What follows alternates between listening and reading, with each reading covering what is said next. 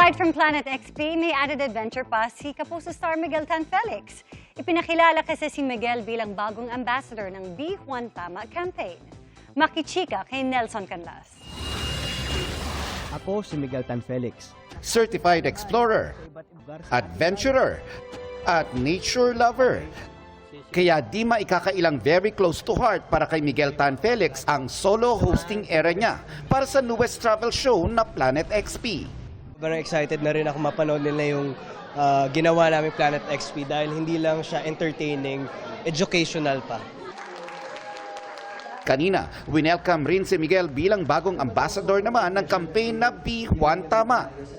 Present sina OIC for Entertainment Group Cheryl Ching-Si, Vice President for Business Development Department Janine Piad-Nacar, ilang opisyal ng National Council for Children's Television at ilang piling broadcast journalism students.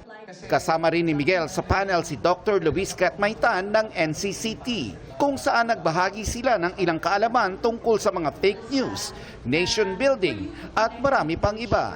Masaya, kakaibang experience siya. Ang sarap lang na makakita ng mga estudyanteng willing matuto. Very passionate din na mang-inspire ng bata.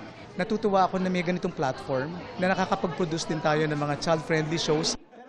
Proud boyfriend naman si Miguel dahil marami ang nakapansin sa pagganap ni Isabel Ortega sa Encantadia Chronicles Sangre. Batid daw ni Miguel na pinaghandaan ni Isabel ang role niya sa Kapuso Telefantasia. Proud ako kay Isabel dahil may mga times na pinapapanood niya sa akin yung episodes and nag-enjoy naman ako, natutuwa ako. Napapansin siya ng mga Encantadix kasi pinaghirapan niya talaga yung role. Nelson Canlas, updated sa Showbiz Happenings.